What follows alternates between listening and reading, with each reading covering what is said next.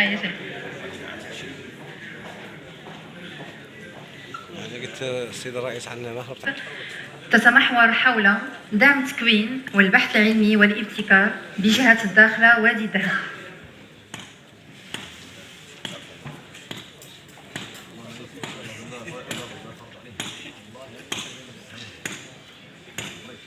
أدعو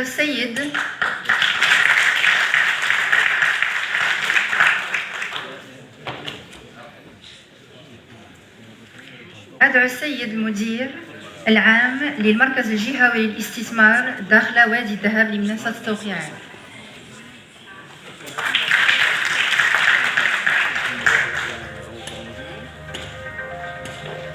ترمي إلى دعم ريادة الأعمال وتبادل المعلومات حول الاحتياجات من المهارات ودعم الابتكار وخلق مقاولات ناشئة.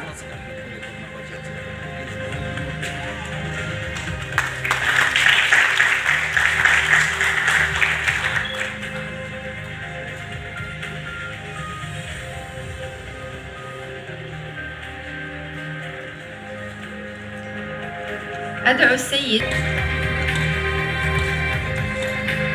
هذه الاتفاقية تخص تأطير ومواكبة الطلبة في ممارسة رياضة الكايت سيرف والترياتلون وتنظيم الأنشطة الثقافية والفنية.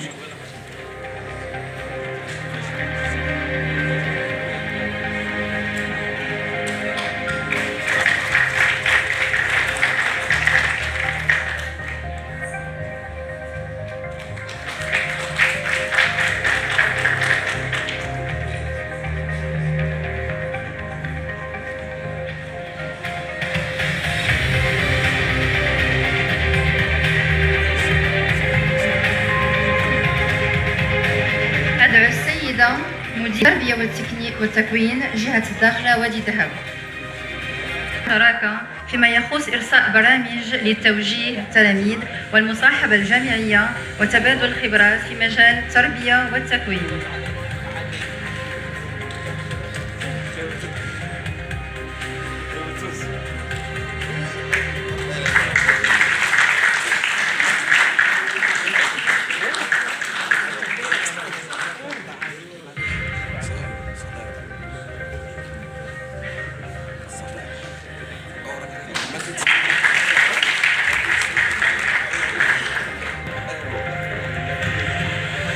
أدعو السيد مدير الوكالة الوطنية للنباتات الطبية والعطرية.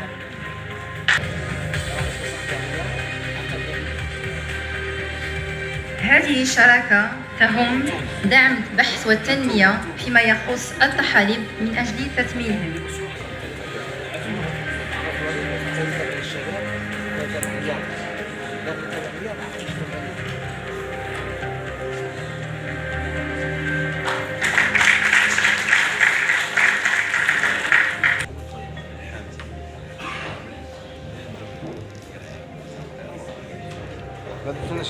اتفاقية تضم 6 جامعات مغربية. أدعو السادة رؤساء الجامعات: جامعة سيدي محمد بن عبد الله، جامعة الحسن الثاني، جامعة ابن طفيل، جامعة الحسن الأول، وجامعة شعيب الدكالي.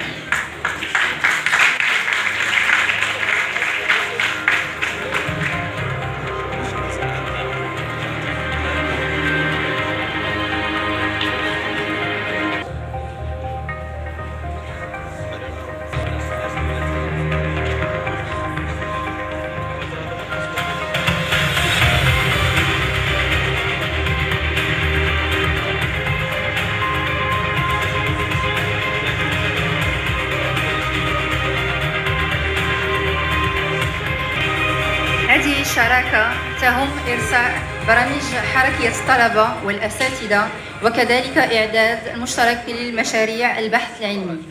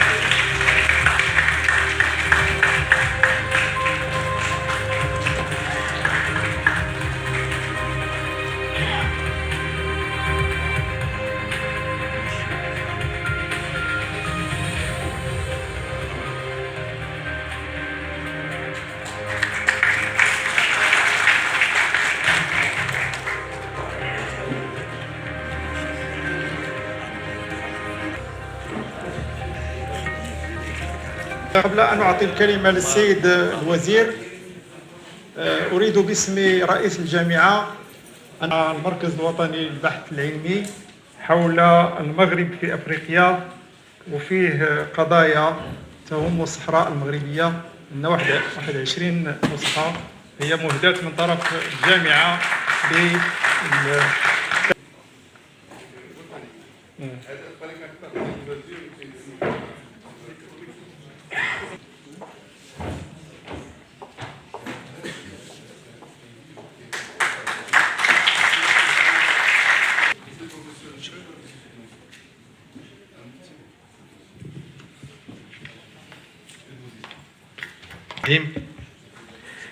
الحقيقة أنا أود أن أشكر في الوزارة على وخصوصا في جامعة بن زهر على لا ديسبونيبيليتي، يعني دائما toujours été disponible معنا، وعلى يعني داخله بهذا لو بول دو فورماسيون اللي عندنا هنا.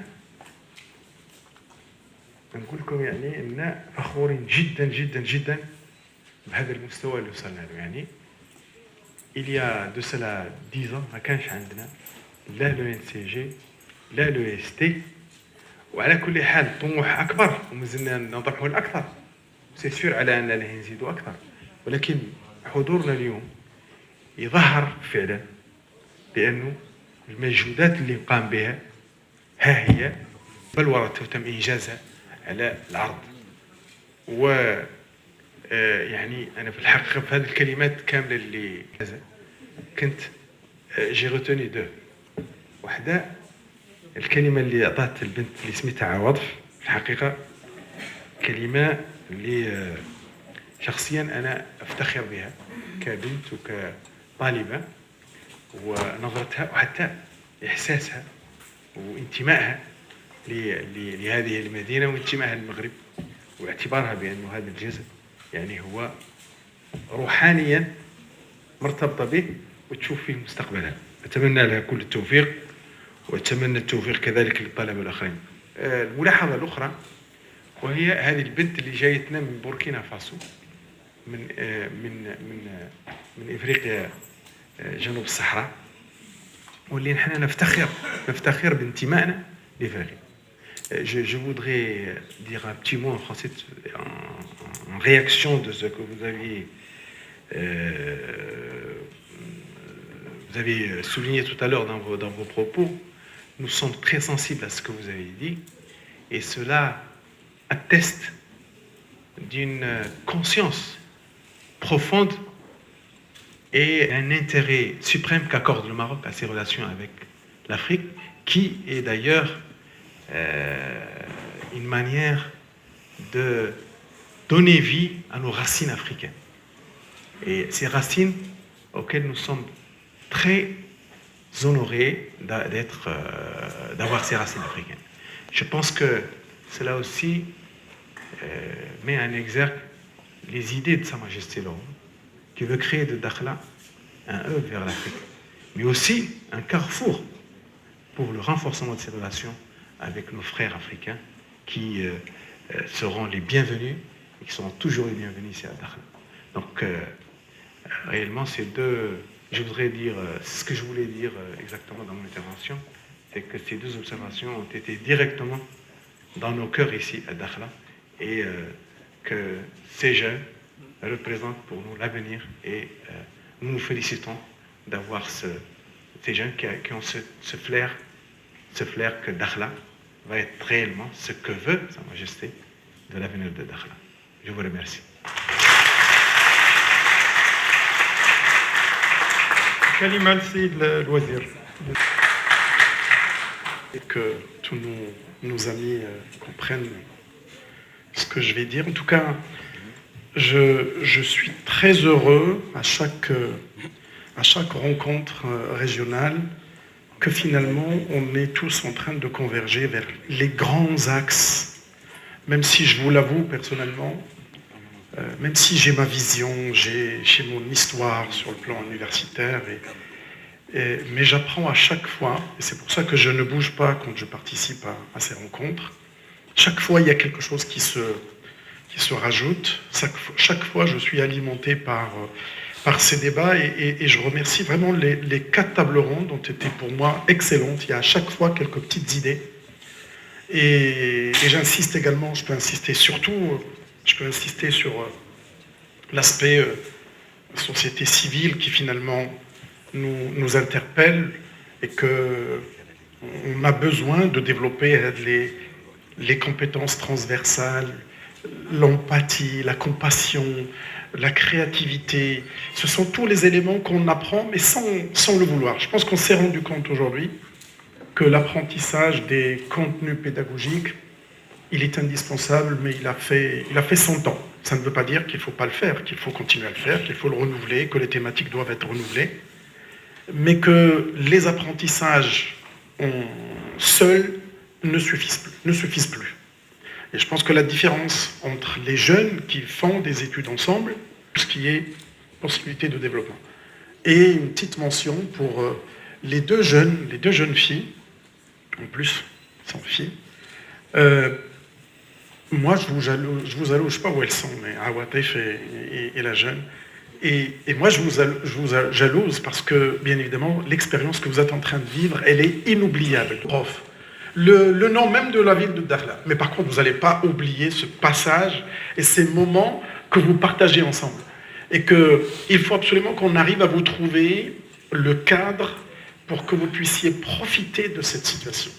Que les associations qui organisent le sport, les clubs, et que la dame avait parfaitement raison, que inimaginable que vous puissiez passer 2 ans ou 5 ans à Dakhla sans avoir fait les sports de glisse. C'est inimaginable. Pour moi, ça serait dommage de pouvoir vraiment ne pas profiter de ça. Au-delà, mais je pense aussi profiter de tous les moments que vous allez avoir ensemble pour renforcer votre personnalité, pour créer cette dynamique, y compris pour les enseignants-chercheurs qui vivent ici. Parce que finalement, cette période, même si un jour ils déménageront, mais c'est une période dont il faut absolument profiter, parce que vous en aurez peut-être pas, ou peut-être que vos enfants, si vos enfants sont avec vous ici, n'auront pas d'autres occasions similaires. Et je pense qu'il faudrait qu'on arrive à profiter de ces occasions. À nous, lorsqu'on a commencé ces rencontres, on aurait pu dire éventuellement les gens, oui, encore une fois, on va de nouveau continuer à discuter, etc. Mais nous l'avons voulu sur 2 points qui me paraissent essentiels, parce que le point pédagogie, le point recherche, etc., on peut encore les amplifier, on a besoin de débattre, on a besoin que le discours puisse passer, mais il y a 2 points qui me paraissent vraiment indispensables et qu'on a négligés, pas que chez nous, dans toutes les universités francophones, pour encore une fois simplifier. C'est notre relation avec les collectivités territoriales. On est très mauvais. Souvent, elles sont là par des relations personnelles. Il suffit que le président s'en aille, le président des 2 d'ailleurs, que ce soit le président du conseil régional ou que ce soit le président de l'université, il suffit qu'il parte et puis qu'il n'y a plus rien après. Même si, vulgairement, je me dis que je rencontre souvent les responsables politiques à la fin de l'année et au début de l'année. Pas pour l'université, des fois pour des problèmes personnels. Et que je souhaite à ce que cette relation soit durable dans l'année, qu'on puisse se partager toutes les problématiques. Et aujourd'hui, je remercie, et j'en profite pour remercier les collectivités et surtout les autorités. C'est Louali. Quand je suis venu la dernière fois, les étudiants n'avaient même pas de transport. Et lorsqu'on connaît les prix que coûte le transport de la ville vers l'EST et le NCG. Maintenant, ils ont mis à disposition des bus qui souvent, et je le dis aux étudiants, il n'est pas plein, c'est ce qu'on m'a dit. Mais on doit aller au-delà, parce qu'encore une fois, ce n'est pas simplement la chaise, la table et l'écran dont on a besoin. On a besoin d'autre chose. On a besoin à ce que l'espace universitaire soit un espace de vie. Quand vous sortez de la classe, que vous puissiez faire, je ne sais pas moi, tous les soirs, l'idéal, des manifestations culturelles, sportives, musicales. On m'a dit qu'il n'y a pas de cinéma à Dakhla, mais le cinéma, il peut être organisé à l'échelle de l'ENCG ou de l'EST. Quand j'étais petit, je n'avais pas la possibilité d'aller au cinéma, mais par contre, on avait des gens qui faisaient le cinéma plein air. Et c'est des moments très, très agréables.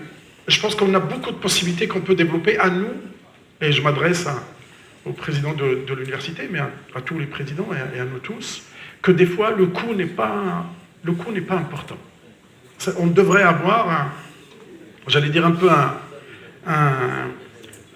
un accès ouvert au financement pour tout ce qui est club des étudiants, pour tout ce qui est activité estudiantine, le para-universitaire. Ça ne coûte pas grand-chose. Et je sais que les étudiants ne nous demandent pas grand-chose. Le coût est tellement faible qu'on peut peut-être répondre. Ce qui nous manque, c'est de conceptualiser quelque chose qui soit l'université. Et c'est ça qu'il faut qu'on arrive à développer. Ce qu'on a convenu avec les présidents d'université, c'est qu'on va travailler sur un programme minimal que toutes les universités vont réaliser dans le para-universitaire, donc tout ce qui est para-universitaire. Voilà, des activités, des hackathons, des semaines de la créativité, des semaines de la musique, quelque chose qui soit offert à tous les étudiants, qu'ils soient à Dakhla, qu'ils soient à Agadir, qu'ils soient à Tanja, mais quelque chose qu'on considère, le minimum syndical qui doit être offert à tous les étudiants. Bien évidemment, qui peut le plus, peut le moins, s'il y a des étudiants qui font encore plus, s'il y a des établissements qui font, et puis on va profiter des expériences. Quand on regarde nos universités, les unes que les autres, elles ont toutes des expériences qui sont magnifiques, dont il faut profiter, qu'il faut conceptualiser. Ce qui nous manque, c'est une vision. C'est ce qu'on est en train de construire tous ensemble. Et cette vision, c'est celle-là qu'il faut qu'on partage, au-delà des personnes, mais que les grandes lignes de la vision soient là. Alors, après, on dit une stratégie, quand on met en place une stratégie, c'est pas important qu'on l'exécute à 100%. Bien évidemment, l'idéal serait d'exécuter à 100%. Mais quand on l'exécute à 50%, mais quand on a une vision, au moins on sait où on va. On sait où on va. C'est le débat qu'on a créé aujourd'hui sur est-ce que Nawat, pas Nawat, est-ce qu'on crée, est-ce que finalement l'université c'est que des murs et des chaises, ou est-ce que c'est autre chose? Et là on s'aperçoit dans tous les débats qu'on a eus, c'est pas que ça. C'est le renforcement des capacités personnelles. Et aujourd'hui, je crois qu'on est interpellé toute l'Afrique. On a, dans ce beau continent, on a hérité d'une université qu'on n'a pas inventée. Et aujourd'hui, tout le monde, y compris les gens qui nous ont aidés à faire l'université, parce qu'il faut qu'on les remercie, parce qu'on a quelque chose qui a fait que le Maroc, il est là aujourd'hui, là où il est. On va pas commencer à critiquer, on a profité, j'allais dire, de tout ce mouvement, mais on s'aperçoit qu'aujourd'hui, que tout le monde est en train de bouger.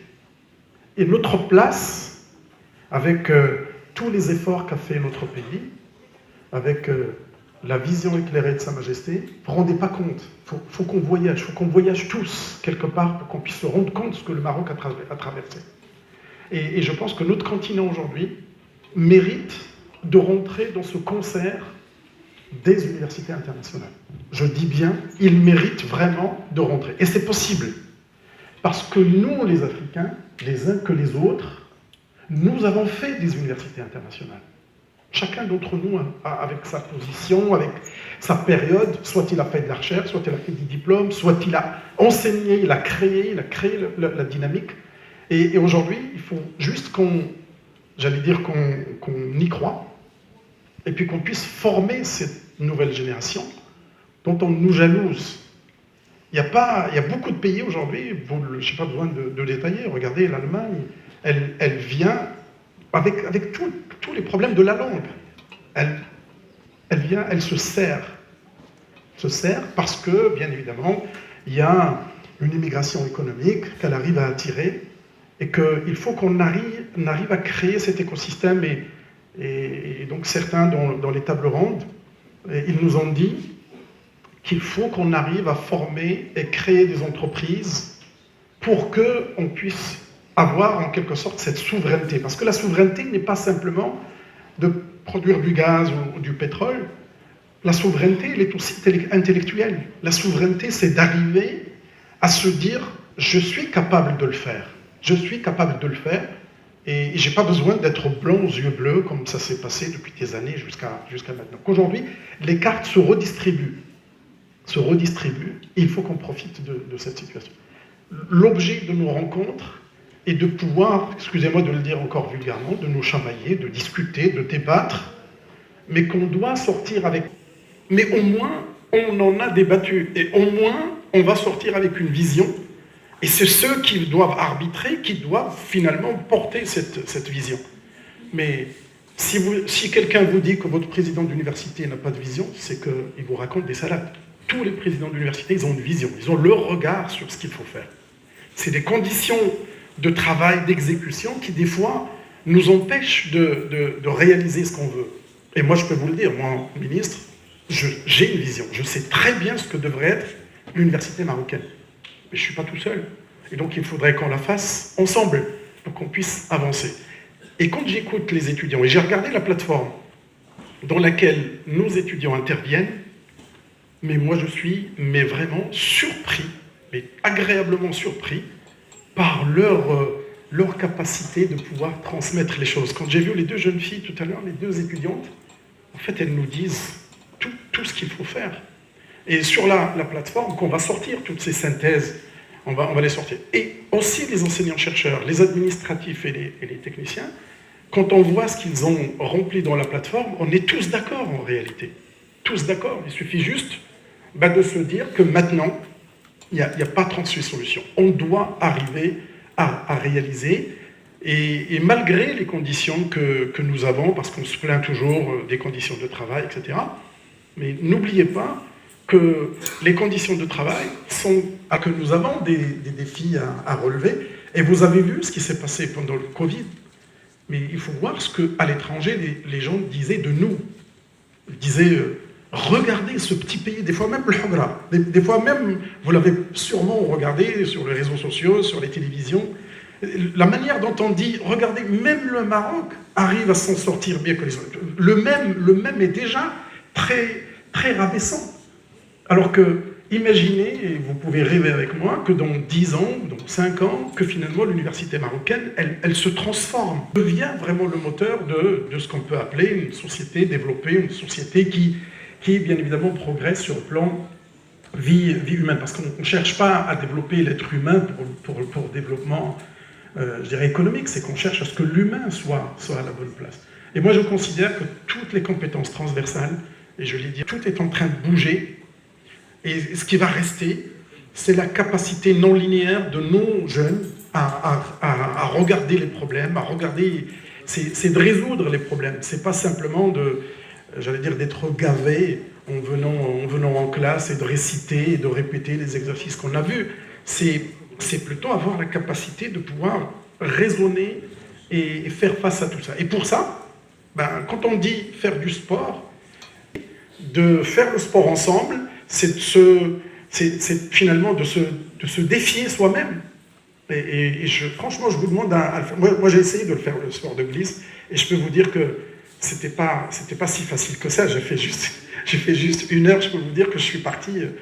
Et je pense que ce défi, il faut qu'on le vit, et il faut qu'on arrive à le vivre pendant une période qui est heureuse, parce que vous êtes insouciant, vous êtes dans une période où c'est là où il y a la formation humaine qui se développe. La différence se fera là. C'est quand vous tremblez, quand il y a un problème en face de vous, ou alors vous avez la capacité, vous avez cette régularité de pouvoir affronter les problèmes, ce qu'on appelle communément la résilience, mais dans le sens le plus large.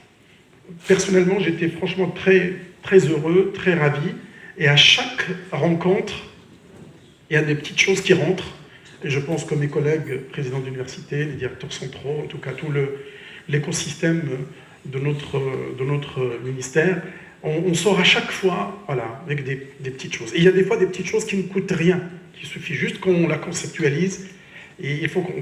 quitte à les j'allais dire, à les arrêter quand on voit que les résultats ne sont pas bons. Il n'y a pas de honte à dire qu'on a fait une expérience pendant 2, 3 ans, 4 ans, et puis finalement, on revient. C'est cette capacité-là qui fera de notre université une université qui est dans l'actualité.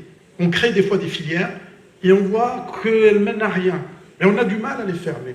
On a du mal parce que le directeur de département, le chef de département n'a pas envie de remuer, le doyen pareil, le président pareil, et finalement tout le système et l'étudiant subissent ce genre de choses. Alors qu'en réalité, il faut de temps en temps quelqu'un d'entre nous qui ose, mais c'est pas grave. On est là pour ça. Si on aime son métier et si on aime son pays, je pense qu'à un moment donné, il faut aussi réagir de temps en temps, pas sur tous les problèmes, mais sur des problèmes bien particuliers. Il faut absolument qu'on arrive à nous trouver le médiateur. Je voudrais remercier cette jeune fille, et le jeune garçon et les autres, que finalement, elle l'a dit, la dame de l'administrative, c'est les soldats de l'ombre, en fait, on ne les voit pas, et je crois que beaucoup d'entre nous ont fait carrière grâce à ces gens-là. En tout cas, personnellement, moi je n'aurais pas fait, j'allais dire, le 10e de ma carrière si je n'avais pas des techniciens, des administratifs, des assistantes qui, sans elles, je suis complètement perdu. Et puis dans le laboratoire, tous les laboratoires que j'ai fréquentés, quand le technicien n'est pas là, on est complètement perdu. Et je voudrais vraiment les remercier Simadoun pour sa patience, mais à la fin on a vu qu'il commence à perdre, même à articuler. Et donc encore une fois, un grand merci. Je vois que vous êtes tous encore là, on a faim, et donc grand merci, et encore une fois merci beaucoup à monsieur le président du conseil régional, à tous les élus, les députés, tous les jeunes, et surtout quand on a des députés femmes et jeunes, c'est encore leadership. On va amplifier ce côté leadership. Et je me disais même que des fois, il va falloir qu'on réfléchisse, une fois qu'on pose tout ça comme il faut, avec la formation continue de notre personnel également, mais peut-être qu'il va falloir aussi qu'on pense à leadership, parce que je crois que nous-mêmes, des fois, on en a besoin, parce qu'on parle de soft skills, de power skills, etc. Et je crois que ce sont des notions qui aujourd'hui se développent de plus en plus, et que peut-être beaucoup d'entre nous n'ont pas eu la chance d'avoir ces moments, je dirais, on avait l'apprentissage de la vie pendant les études. On avait les associations d'étudiants, on était gauchistes, extrémistes, on était un peu de tout. Et ça aussi, ça a fait que l'apprentissage de la vie et le développement personnel a beaucoup joué. Aujourd'hui, on a moins ce genre de possibilités, mais on a plus cette organisation de pareil, puis l'accès à toute l'information et j'allais dire à tout ce qu'on veut. Alors on m'a mis sur la table un mot sur Dakhla et Sahar. Et Sahar, c'est ça, Sahar marocain, c'est ça?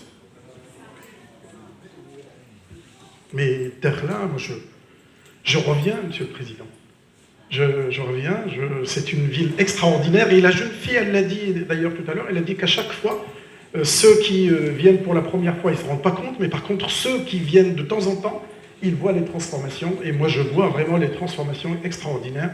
Ça fait maintenant 4 ou 5 fois que je viens d'affilée, et je trouve que c'est une région qui est en train de se développer. Je pense que on a beaucoup parlé de la civilisation et du partage un peu de la culture euro-méditerranéenne, et je pense qu'il faut qu'on réfléchisse à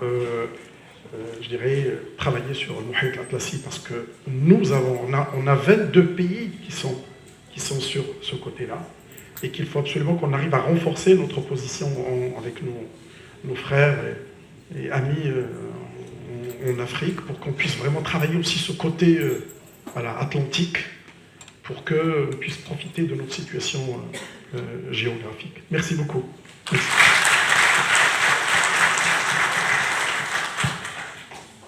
السيد رئيس الجامعة، شكرا لرؤساء الجامعات الحاضرين معنا، العضوات والأعضاء الديوان، السادة عميدة كلية الطب بالعيون، جميع الحاضرين، وطبعا اريد مادام تكلم السيد رئيس الجهه على جهه الداخله والصحراء المغربيه 1996 مؤتمرا دوليا حول المقاومه وجيش التحرير بالصحراء المغربيه. وطبعا عدت في حقوق الانسان حول ندوه ديال كيف يمكن للتراث المادي واللامادي ان يطور التنميه في هذه المدينه. وعدت اليوم ووجدت الجامعه ووجدت مدينه اخرى، فبفضلكم ويعتبر جزءا من الوطن الحبيب. إذا شكرا لكم جميعا، واعتذر ان كنت قاسيا على بعض تدخلاتكم، ولكن الحمد لله ذاك التوقيت اللي قلت راه احترمته. وشكرا لكم جميعا.